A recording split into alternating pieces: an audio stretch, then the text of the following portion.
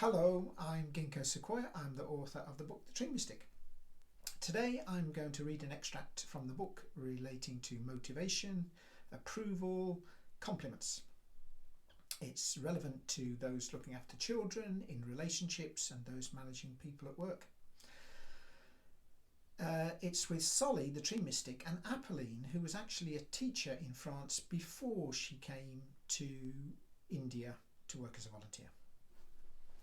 Solly, I have a dilemma. It seems that the more recognition and compliments that I give out, the lazier the children become. It seems that they pay attention to the areas where I praise them and ignore everything else. They do what I ask, but they have stopped thinking for themselves. Sometimes I hear people say that a particular teacher or manager is good at their job because they give recognition and pay compliments. Are they really good, or are they just great manipulators? Are they teaching, or are they merely playing the role of the zookeeper feeding the performing seals? You must understand that the great manipulators know that the world is starving from emotional food. They take advantage of this, and they feed the famished with a diet of direct and indirect compliments. They say things like, "Which one would you choose?" "Wow, that's wonderful. How did you manage to do that?" "I wish I could do that like you." These exploiters give out thanks, appreciation, and individual responsibilities. Consequently, people working alongside them or for them feel significant, valued, and important. What happens then, Solly?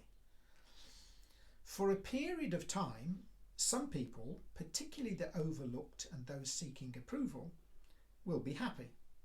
They might work harder too. However, you must know that when the zookeeper feeds the performing seals, it is not long before the seals expect.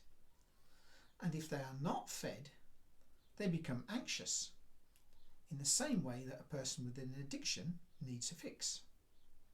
Soon they will become conditioned and dependent on your approval and on your compliments.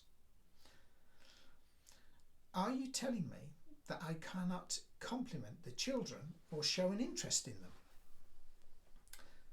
Just ask yourself, if I do a fantastic job of praising my students, what will happen when I leave?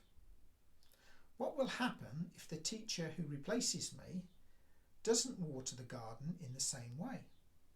Will all my good work be undone? Will all the flowers wilt? If this does happen, who is responsible for the cold winter that will follow? Me, I suppose. What should I do instead? Show a keen interest in their work and well-being. Measure their performance. Feed back their improvements. Will them on. Ensure that they know you're available to help them whenever they need it. I think that I understand. The flowers should water themselves and judge their own performance. Not quite. The flowers should water themselves, but they should seek approval from their higher selves, from their God within.